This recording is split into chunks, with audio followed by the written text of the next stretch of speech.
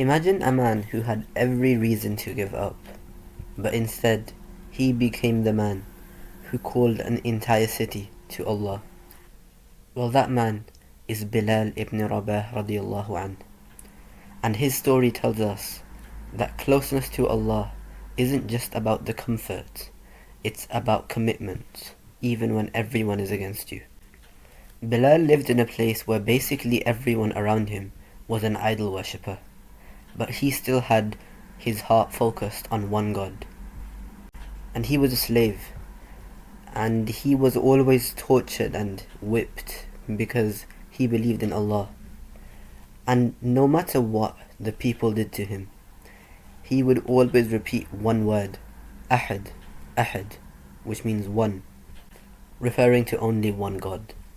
And by the way, this was no easy punishment.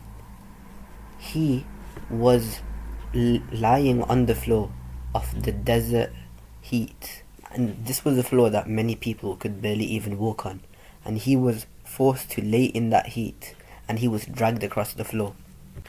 People would place giant stones on him, on his chest, and he would still repeat, Ahad, Ahad.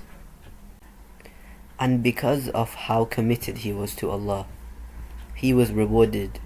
He became the first mu'adhin in the history of Islam.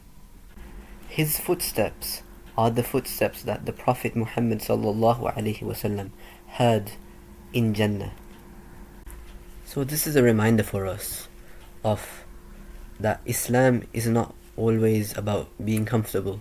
It's sometimes about commitment. Sometimes you have to fight for your deen. You have to be ready to sacrifice for the sake of Allah.